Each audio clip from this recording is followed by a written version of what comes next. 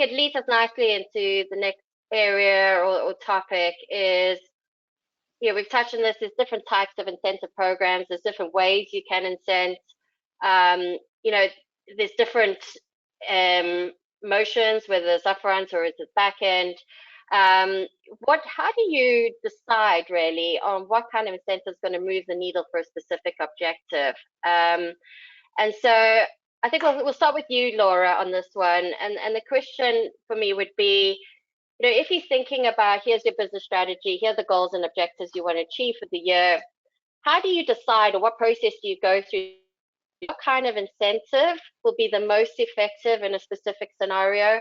If you could talk us through the kind of things that you consider as you roll out and design that program. Yeah, so when we're looking at a program, you have to consider, is this a long-term program, or is it a short-term objective where you're hoping to get a quick win spike? And, does the product portfolio that you have, does it match, what you want to achieve? There are some times when you need to take into consideration if it's for a distributor and the amount of time, if it's growth on partners and recruitment efforts, that's a heavy lift. And those types of things typically take a little longer. If it's a product where you're actually asking a reseller to start, they get an X spiff because they're selling this, or it goes back to the company, or you're giving an incentive or a discount on something to try to, hit a mark in the quarter to meet a sales objective. Those are the types of things that you have to understand and take into consideration how long it actually takes to implement. And just because you decide that you want this to happen in quarter, by the time you get it out, you have to remember that it takes the rest of the channel to catch up. So thinking about, is the program complex? Are there a lot of rules? Or, do they have to fix their systems and you can only offer it to some or all? So really thinking about the complexity and how you go to market, and giving your distributors and or partners time to make sure that they're able to implement that into their sales cycle is really important, to make sure that you get the results that you want to have. And then you have to think about, is this something global, or is it regional, or is it a global flavor with regional aspects that you can really drive down to the level, maybe if it's a product or a partner or those types of things. And depending on what they are, if they're spiffs, do you have the ability to pay them out? Do the country rules allow you to pay those out? And what are the tax issues that you have to think about those? If they're a promotion, are you going to pay in the back end at the end of the quarter? Are you going to give it up front at time of purchase? And then how do you track all of that? And that's where channel mechanics really has come into play for us, when we're able to set up these types of different kinds of promotions to take it to market, because of the tracking capabilities, so that we can really see where we are quarter to date. And I think this is one of the most important things when you're incenting somebody on whether it's a rebate or a spiff or promotion. Knowing where they are and knowing what they have the ability to achieve, and be able to show them a threshold to take them to the next level. We're all salespeople and we're all a little competitive, so they want to get to the next level. You don't want to be at the bottom tier. And so having those tools in place to be able to help them while you're already designing the program, that's where they go and they see what their success rate looks like. So for us, all of these things and how we build it, we take into consideration when we're thinking about how we launch different incentives for the channel, whether it's distributors or resellers. Yeah, that's great. I think it's a really important point around the complexity, because often that's this quarter's program and it takes the channel about a quarter to catch up and actually be able to launch that, and then we've moved on to the next thing. And I think that's a common complaint we hear from partners, right? Alli, anything to add to that? Yeah, I would just echo all of the things that Laura said, and especially that point you just made, Margaret, about the simplicity of the program, whether it's a spiff, whether it's a rebate, a promotion.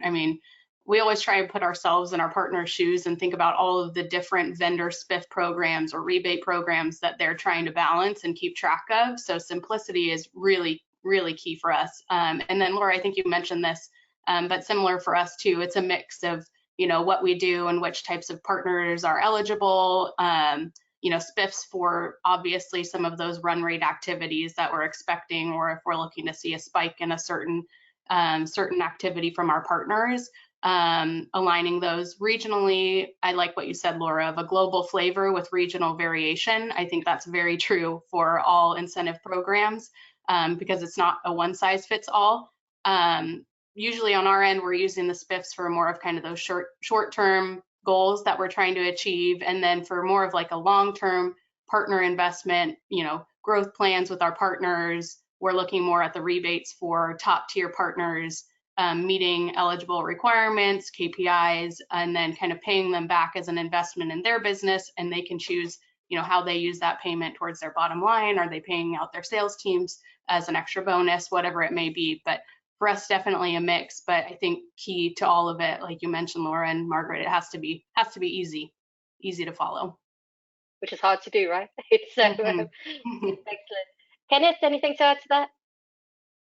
Just very briefly, just a couple of points, I suppose, is how to decide what type of incentive. That really comes from what is it you're trying to do? What's your strategy to achieve that thing that you want to do? Is it sell more? Is it drive more partner-led business? Is it take more training? Is it cross-sell, et cetera, So depending on what it is you want to do, that will really determine the type of incentive that you want to execute. So typically the most common ones is I want to whether it's I want my partners to bring me more net new logos, I want them to do a growth exercise this year, et cetera. They're typically you're going to run a rebate for those. But I throw an example. Let's say, I don't know, you want to transition your partners to your latest cloud-based product. You want to move them from traditional on-premise to monthly recurring model. So you're going to have to do training in your partner ecosystem. And typically training is something you spiff. So you will be paying the individuals in the partner a spiff. So therein lies a simple example of that's not one incentive, that's two incentives running in parallel, one targeted at the individual and another one targeted at the partner company to achieve what it is that you want to achieve. Okay, so, and I think just reinforce one point Laura made there, which she articulated really well, and it's so important, is if you can create that competitive nature in your channel, that you're showing partners, I set you targets, here's where you are against that target on any given day. All too often vendors run a rebate and it's like, say, your classic quarterly rebate, excuse me, but that's 13 weeks in a quarter. But if you're just wait till the end of the 13 weeks and you pay them out, you have now really incentivized your channel at all. You need to show them at least week by week, here's how you're doing against the target I set for you. So that really changes the whole go-to-market motion, the sales motion. Your partners now can see how they're doing, what they could actually achieve by selling more. Of course, you pay out more, but it's a win-win. You're paying out more on more sales. So that's a really important point that Laura made that I just wanted to double down on. Yeah, it is. And I think also that tracking piece is really important as well, because sometimes things aren't working, right? And that gives you an opportunity to go back instead of waiting until the quarter end where it's too late, actually being able to look and see and try and understand why something isn't landing or isn't being picked up. So really great insight. Sorry, Margaret, just to add to that, sorry, you reminded me of something there. It's that having the ability mid-quarter, because Laura made the point there about the global and the regional variations. Often what works in one region doesn't work in another. So often while vendors say it's a global program, you really do need to think locally. Okay. Yeah, really good point. Yeah.